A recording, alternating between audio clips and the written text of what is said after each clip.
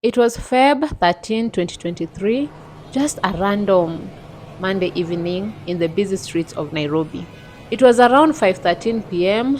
Lilian had left her job place, an HIF building in Upper Hill, Nairobi, with her friend Damaris Achieng.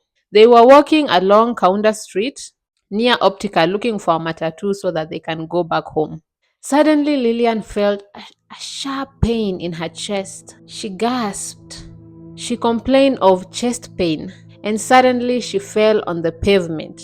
Blood started coming out of her mouth and nose, and people were just running towards her kumsaidia.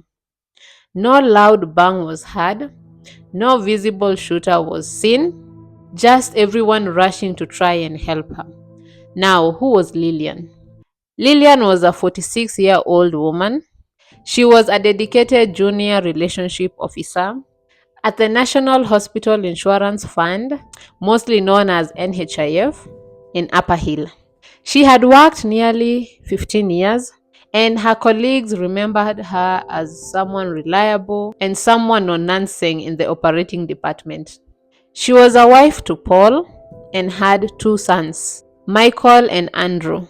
And actually, Paul said they had a very solid and a loving relationship, actually marriage, and they lived in Buruburu.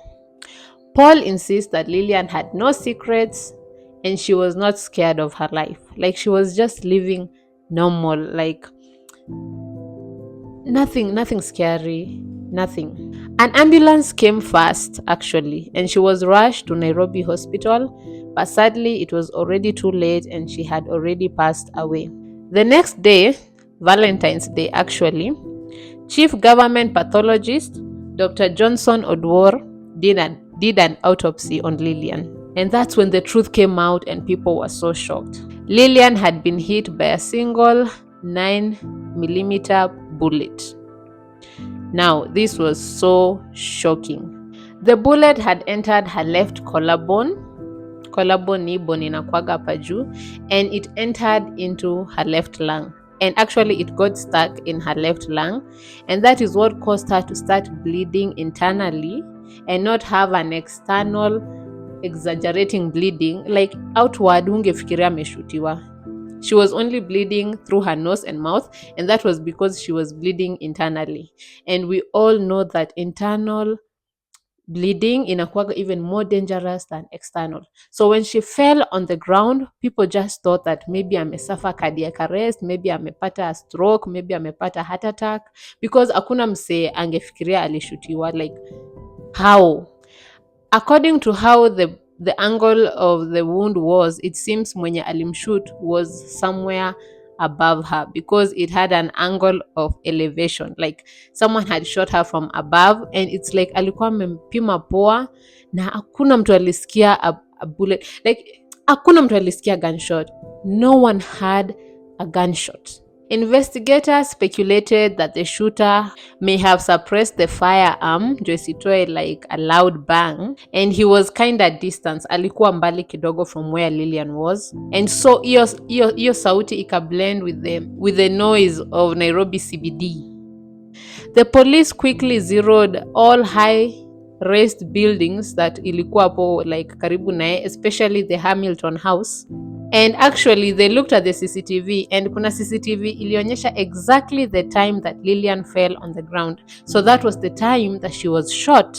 They arrested a licensed firearm holder in one of those buildings, but after testing his gun, waliona like, nah, this is not the gun and this is not the shooter. So he was later released. So the investigators speculated two main ideas. Either it was a targeted hit, or it was a stray bullet from one of those buildings zenye, uko high-rise buildings in Nairobi. Or also maybe it was a passing car. Someone alikuwa anapita and then she was shot mistakenly. But as the pressure grew, the DCI downplayed iyo mambo ya sniper, and they just said that someone shot her at a close range. Still, the questions didn't go away, How do you shoot someone so close range in Nairobi CBD and no one hears anything? And then on top of that, no one sees a shooter. How? Like these questions, they didn't fade away. And how does a case so serious like this just fades away?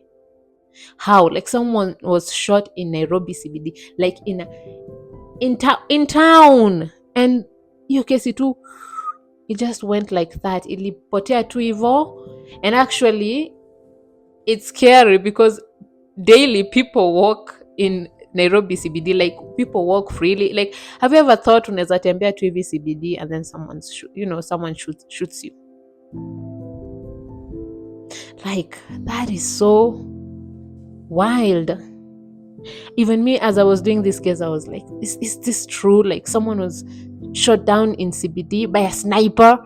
A sniper? What?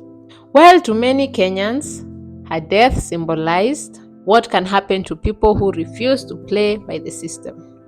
Guys, that was the case of Lilian, waithera. So sad. So sad. And yeah, that was the case of the day. So I'll see you in my next case, and make the right choices and watch out for snipers. And I'll see you in my next video. Bye bye.